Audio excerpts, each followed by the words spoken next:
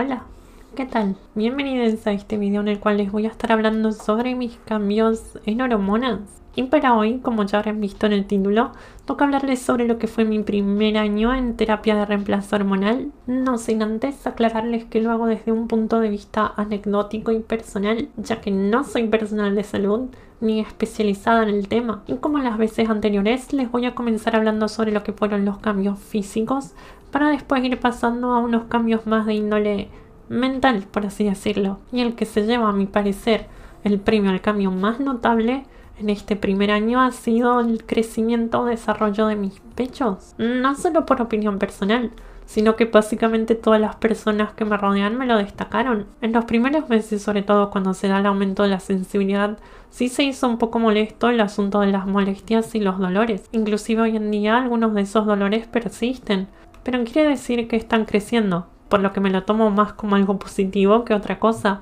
Y sin duda he de decirles que este crecimiento ha ayudado muchísimo en mi disforia. Otro de los cambios más notables fue el de mi silueta, o mejor dicho, la redistribución de grasa. Para hacerles un poco más objetiva, noté como mi grasa, que antes básicamente solo estaba en mi abdomen, pasaba a otras partes de mi cuerpo, como por ejemplo los muslos, la cadera y las piernas. Continuando con los cambios físicos, otro de los cambios que también noté fue el de la piel. En comparación con antes de empezar con las hormonas, la noté mucho más suave y quizás de alguna manera flexible.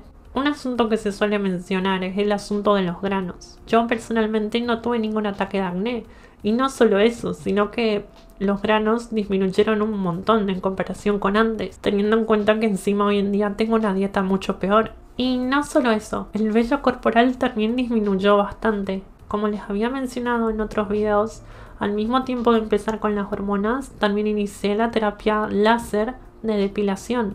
No en todo el cuerpo, sino solamente en las zonas que más disforia me generaba.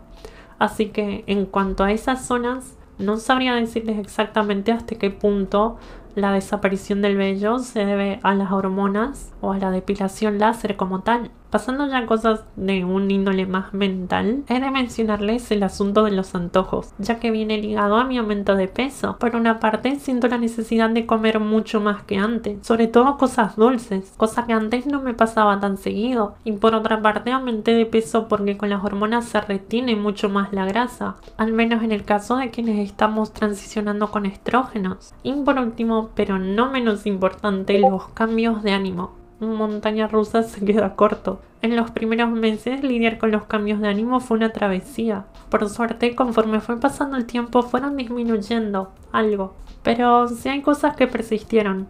Por ejemplo, yo diría que soy mucho más sensible hoy en día que antes de empezar con las hormonas, y acostumbrarme a ello es algo que todavía hoy en día estoy lidiando. Pero como siempre digo, en comparación, la felicidad de empezar con las hormonas supera cualquier cambio de ánimo que pueda haber. Antes de empezar, mi disforia era realmente insoportable. Y ojo, que hoy en día también tengo disforia, solo que menor. Además, soy una persona con muchísimas inseguridades. Lo importante es ese sentimiento de que al menos estoy trabajando en ello.